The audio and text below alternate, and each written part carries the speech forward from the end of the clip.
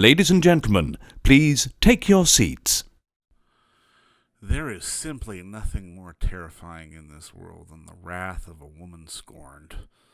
And if you're within the sound of my voice, that must mean you are in the seats with, once more, as always, my name is Dave Voigt, and I'm the host of this podcast where we sit down with a wide-ranging variety of industry professionals and we pick their brain about state of the industry, current projects, how they got started, and so very much more in a light and conversational fashion. And if you like how we do things around here, I'm assuming you do because you're listening to the podcast right now, you can subscribe to the podcast. That'd be great.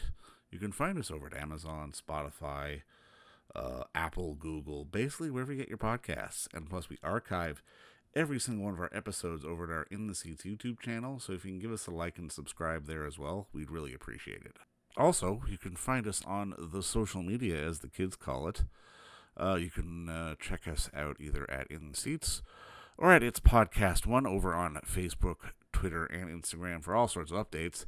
And finally, and I do dare say most importantly, please pay us a visit over at In the Seats, intheseats.ca for all the latest and greatest from the world of film, television, basically the moving image at large, because if we love to watch it, that means we love to write about it, and we love to talk about it, and we love it when you come and read about it. So please stop on by. Well, with this one, it's a prequel, but it's almost a bit of a sequel. It's a prequel in reality, but it's a bit of a sequel for us because we are talking with filmmaker Daniel Farrands, who, if you would remember correctly, loyal listeners to the show, we talked to a few weeks back about his film Ted Bundy, American Boogeyman. Now it's Aileen Wuornos, American Boogeywoman. It is the companion piece, and it's sort of a prequel to the Patty Jenkins film Monster, and shows sort of the early days of Aileen Wuornos and some of the trouble that she gets into. And she's a tragic but also a terrifying character. And Aileen Wuornos, American Boogeywoman, is on VOD platforms now in the States, and it's also available on DVD as well as we speak. So go check it out, and because it's a real interesting shift, and it's a real interesting story just to sort of get to see this prequel of this fascinating woman's life. And I mean, while it's tragic, she's also terrifying as well, and Daniel really does a good job of making it sort of equally parts trashy but also tragic, which is a rare mix, but it turns out pretty well. But if you want to check out the movie, like I said, check it out on DVD and VOD now. But enjoy our talk with Daniel once more, our second talk with Daniel, because it's a good one. Congratulations on this one. I mean, to be honest, I think I liked it more than the last one, to be perfectly honest. Oh, good. I kind of got into it. Now, I guess my question for you is just, how did you sort of tackle wanting to tell her story? Because I've got to imagine the first thing going in your brain is, it can't be anything like the Patty Jenkins movie. We've got to do something completely different. Absolutely. Yes. Yeah. I mean, that is always at the forefront of your mind, when you're tackling subject matter or a character that had been so well received that, the actress playing her, Charlize Theron, had won an Oscar for it. Those are some pretty big shoes to fill. So my immediate thought was, we can't, and don't even try. So, one of the producers of the film, it was Lucas Jarek, who I've worked with on several projects. He kind of came up with the idea of this, and he had done a little research on her and found that there's this very little known chapter of Aileen Wuornos' life that has never been really discussed or even in any of the documentaries about her or anything. It's always like a footnote. And we thought, what an interesting piece of her life, that there was a point where she met this much, much older man in her early 20s, and she could have her whole life could have gone in this whole other direction, but I think she was at that point already such I hate to use the word creature of habit, but a product of her environment. Right. That I think her natural inclination and her, her instincts, everything took her down that darker path. And I think so in a way, this movie in a weird way sets up the events that happened to her later in her life. And so I thought that was an interesting way into the story, and it gave us some latitude to tell it in a different way and approach it filmically from a completely different standpoint. Just to try to tread upon something like that or tell it better, it's not possible. So No, I mean, we decided to not even try. It almost does feel like a prequel in many ways. Just we're seeing almost the origin story therein, which A little made it bit, kind of that much more fascinating. Yeah, it is. I mean, it's a prequel in the sense, like, yes, it's events that occurred before the story that in Patty's film Monster and that Charlize did so beautifully.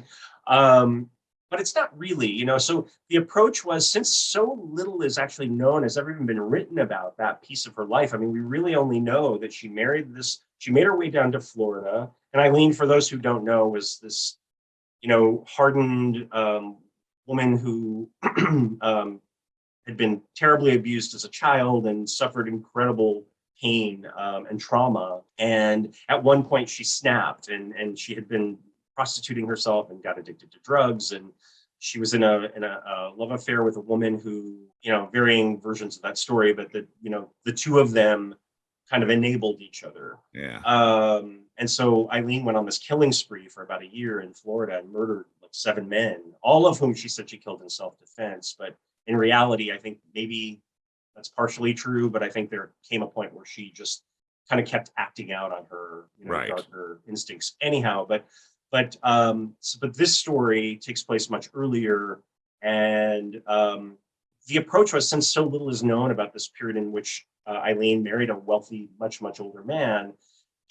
I thought, well, how do you tell that story without really knowing much about it? And I thought, well, let Aileen tell it in the way that Aileen would tell a story like that, where it kind of keeps snowballing, and as she's making it more interesting as she goes along. Right. And the fact that she was so kind of enamored with classic movie stars, from Betty Davis and Ava Gardner, and she was really enthralled by those films, the film noir genre.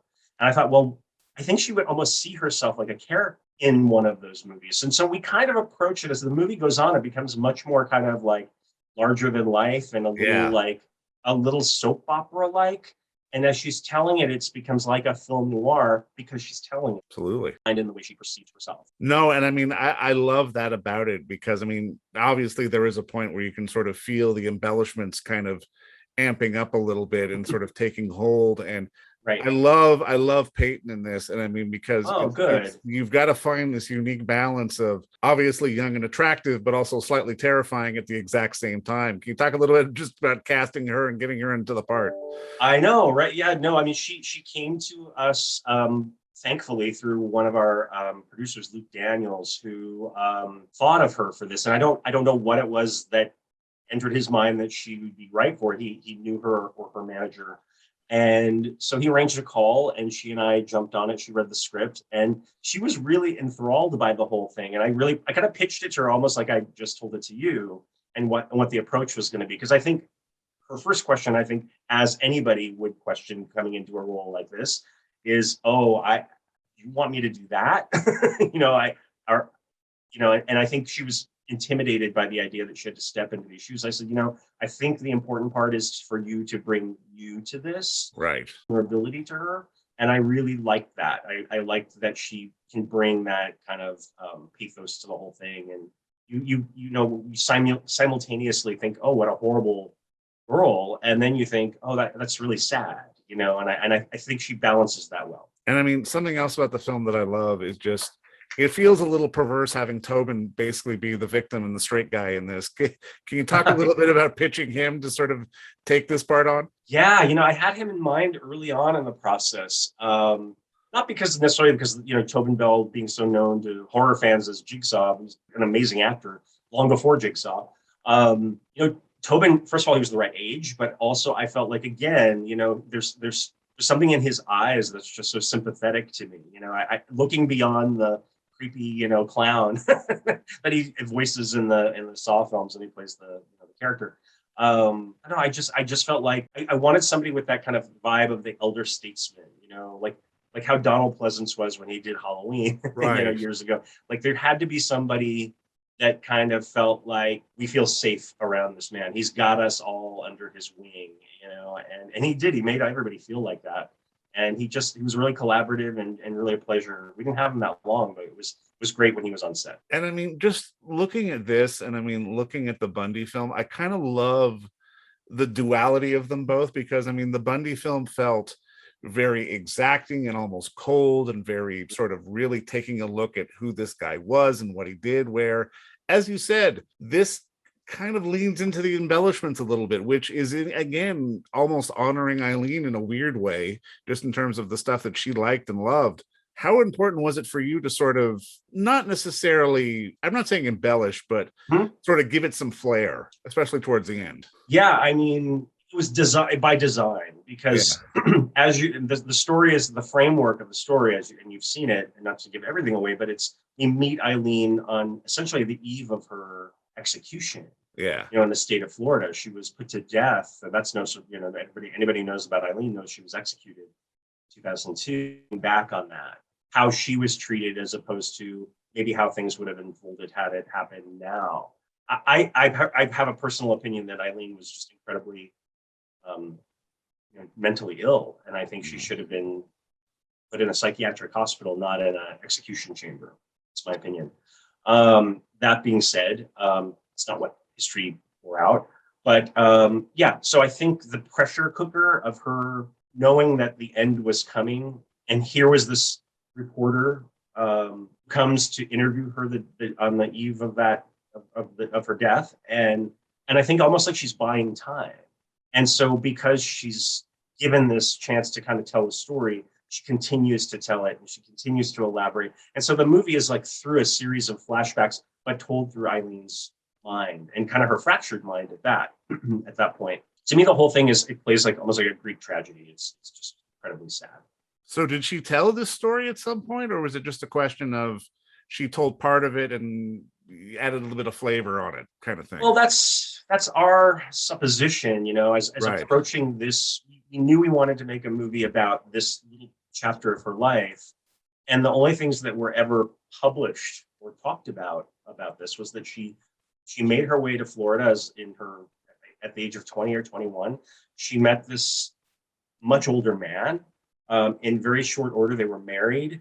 The marriage lasted only a matter of weeks. During that time, she was arrested for barroom brawls and things like that, and that she actually beat her husband with his own cane, at which point he sought an annulment to that marriage. That's all that's ever been discussed or said about it. Nobody has ever talked about anything. And you can't find it. The members of the family are not easily found. Louis Fell died, I think, in the year 2000. So again, nothing has really been. So we kind of, my way in using my own writer's imagination is, how would Aileen know? And so that's what the movie's about. How Aileen would have told that story, embellished that story, and used it in a way as a pawn to try to buy herself a little. Now, I mean, not to give too much away, but I mean, there is the climactic scene in the film really is very much akin to a lot of sort of classic Hollywood sort of moments, and it had all those flares and those bits. And I'm kind of curious, how fun was it for you, not just to write it, but to film it? Oh my gosh, writing it was fun. Filming that was not so fun. It was shot in December, and it was, well, actually, it was probably not. It was bad for me, but I can imagine being Peyton and Lydia Hurst, who plays her kind of nemesis in the movie. It involved a lot of rain and a lot of things happening in a pool, and it was freezing. So I don't think it was very fun for them, but it was, you know, again, it was a set piece that I envisioned from the beginning with it. And you know, I grew up in the 80s with things like Dynasty. So when you talk about pools and women in pool fighting each other, that scene always comes to mind with Linda Evans and oh my gosh, Joan Collins. Right. So anyway, but yeah, I mean, the whole thing is almost like becomes larger than life, and I think the reason for that is because Aileen saw herself in a way as larger than life. She, you know, she said she always wanted to be famous, you know, and I think in a really sad, twisted, tragic way she did, not in a way that normal person would want to become famous. But I think there was an anger in her also, in that people were taking her story and making movies and documentaries and things, and she knew that she was not gonna. That she felt that they were all doing it at her own expense. And so I think this movie, in a way, speaks to her frame of mind of like, well, you wanna tell stories about me? I'll tell you a goddamn story about me. And that's what the whole premise of the movie is. Why do you think this story never really got reported all that much? Because I mean, in Good one end, it question. feels like it's the flashiest one, you know? Right? Yeah, all of the books and all of the, the websites and the wikis and everything that you can, any resource, documentaries, and they mention it, but it's always this little footnote of a story. And I think that, I don't know why. Maybe there's just not much known about it. There's one photograph of Aileen on her husband. Her husband Lewis was what they called him the Commodore, and he sailed boats, and he was the yacht club president and a very well-to-do, very successful retired businessman. And there's one photograph that exists of her on the boat with him, and that's it. Wow. Yeah. So you wonder, it's like the whole thing. The idea was like filling in the gaps, like what might that have been, and for me, the only way to tell it was, from my point of view, was like tell it the way Aileen might have seen it or wanted people to see. With her as the star of her own movie. Well, and I mean, I think that goes back to something we talked about, I mean, previously, just with our fascination with the bad guy and really just sort of the fascination with evil. And because, I mean, in many ways, these people, be they fictional or be they based out of reality, have a need to have the spotlight on them and want to be the star and don't think they're the bad guy. And I mean, this really does paint Aileen in a really interesting light to see sort of where she was and how she became who she was, at least out of sort of this sort of mythologized chapter that you put on the screen. Yeah. It is interesting. I think in history, since she has died, and obviously the climate has changed so drastically and for the better. We're having conversations about these things, abuse of women and For sure.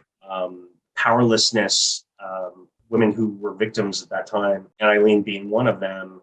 Who took things to a complete extreme, of course, but I do think that Aileen was, just somebody who was on the list of have-nots in this world, and I think for a brief moment there she was, with the people who were the haves, and it was just something that she couldn't acclimate to, that she couldn't sort of escape her upbringing, and I think that's what's the saddest part of the whole thing. No, for but sure. I think she always did want to be someone, sadly, she was somebody, but it's not. Her life just was almost like a warning or a sad. The sad outcome of her life is just something that has obviously lived on. That's why we continue to tell these stories, and we are fascinated with it. We're fascinated with the dark side of things because you wonder how people can get to that place. I think with Aileen, it's a little different because people now, I think some people see her, weirdly enough, as kind of like strangely like a folk hero, like somebody who was ridding the world of bad men. And I don't know. I think, again, like the truth always, to me, lies somewhere in between. I don't know if that's exactly right, but I can understand why she's become almost like a legend. No, for sure. It really does paint a picture inside this sort of unattainable fantasy world that again puts you in this almost ambiguous state where you're sort of really looking at the psyche of this person and like knowing that they've had a sad life, but at the same time, like, you can, maybe she is doing a good thing by ridding the world with a lot of bad men, And that's it. I mean, and she targets these men who she perceives as a threat. And I think the same is true in the movie that we made. Right. That her victims are all these men that she sees as somebody or someone who is out to get her in some way, out to hurt her physically, emotionally, take what she feels that she's entitled to. There was a lot of just pent up rage in Aileen, and I think it's always interesting to see what triggers that. And she's just a really interesting human being, and again, somebody who I don't think she deserved what she got, but I do think that it's a story that I think we just continue to ponder of like what was that and how did she end up going down such a dark road. You're right, man, and it's one of those things where it's fun but it's sad all at the same time. And absolutely. I think you've captured that really well in this film. And I just want to say, thanks. Congrats again on the work, and thanks for the time today, man. Thank you so much. It's always great to see you, David. Take care. And don't forget to visit our friends over at Bay Street Video for all your DVD, Blu-ray rental, or purchasing needs this summer, as they are still open for curbside and some mailing delivery as well. Over at 1172 Bay Street, Toronto, Ontario, Canada, you can give them a call at 416-964-9088. That's 416-964-9088. Or send them an email at baystreetvideoto@gmail.com for any of your DVD and Blu-ray needs.